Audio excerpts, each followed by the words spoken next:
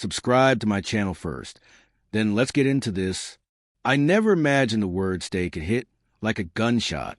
But when Emily said it that night, calm, firm, almost proud, something inside me broke quietly. He's staying, Mark. She said, standing in our kitchen like she was reporting the weather. You'll have to deal with it. The man she meant was Daniel, her so-called friend from work. I'd met him twice. Once at her office party, once when he helped us move a new couch. Both times, he shook my hand like he was testing me. Naturally, I had doubts. You always do when laughter between two people lingers a little too long. But I buried them under habit and trust. And now, trust had a name and a toothbrush in my house. I didn't yell. I didn't demand answers. I just stared at her, and she mistook my silence for surrender. You can sleep in the guest room, she added, walking away. Her steps were quiet. That night, I lay awake replaying everything.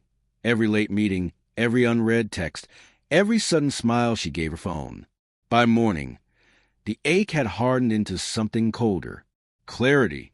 At work, I said nothing. I just opened the folder I've been building for weeks. Screenshots, receipts, timestamps. The quiet collection you start when suspicion becomes routine. I wasn't planning revenge. I was preparing truth. That evening, I returned home. Daniel's car was in my driveway. His jacket hung on the chair where I used to drop mine. Emily was cooking his favorite pasta, not mine. They laughed. The kind of laughter that comes before guilt catches up. She looked up, startled but defiant. You're early, I said, setting down my briefcase. We need to talk. Not now, she replied, rolling her eyes slightly. Dinner's now. I repeated, dinner's now. Daniel stood, trying to seem taller.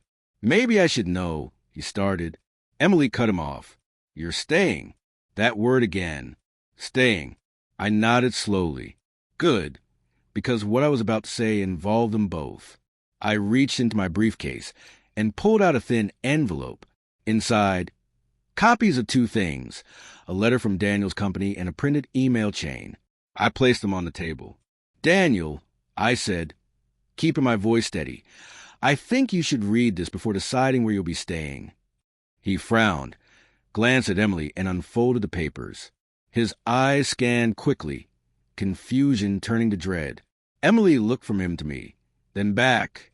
What is that? He didn't answer. His hands trembled. It's the internal audit notice, I said calmly.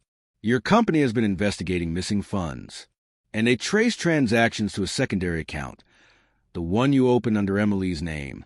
Emily's face drained of color. What? She whispered. I continued, still calm. The money trail ends with your shared hotel receipts. You were smart enough to hide the withdrawals under her details, not smart enough to know I worked for the same bank that flagged it. Daniel's lips parted, but no words came out. Emily stepped back, as if he'd turned to smoke. You used my name, she breathed. He tried to speak. It's not worth it, I interrupted. The account's frozen. HR knows. By tomorrow morning, you'll be unemployed and facing charges. I forwarded everything to your compliance officer. Emily covered her mouth. Mark, what he did? I corrected her, steel in my voice. What I did was tell the truth. Daniel muttered curses, shoved past me, and stormed out. Tires squealed down the street. Emily sank into a chair like gravity had doubled. For a long time, neither of us spoke. The kitchen smelled of burnt garlic. Somewhere outside, a dog barked. Finally, she whispered, I didn't know. I swear I didn't know. I believe you, I said, but you insisted he stay. So he did long enough to lose everything. Her eyes filled with tears. Can we fix this? I looked around the room. The half-set table, the wine glasses for two, the invisible line dividing before and after. Fix what, Emily? The house? The trust? The ghost that's been sleeping between us? She reached out, but I stepped back. You don't have to leave tonight, I said quietly. But tomorrow I will. I packed one bag. Just one. No theatrics. No shouting. She hovered in the doorway. Where will you go? Somewhere, silence feels honest. I said, that night, I drove to a small motel off the highway. The neon sign flickered between vacancy and nothing. Inside, the air smelled of old paint and forgotten promises.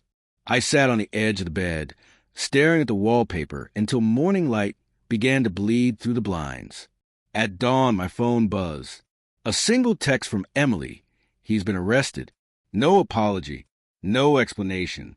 Just the echo of consequences. I didn't reply. Some endings don't need punctuation. Weeks passed. Lawyers called. Papers were signed. Life moved like slow water. I rented a small apartment overlooking the river. Every evening, I'd sit by the window with coffee, watching reflections ripple and break. One afternoon, an envelope arrived. No return address.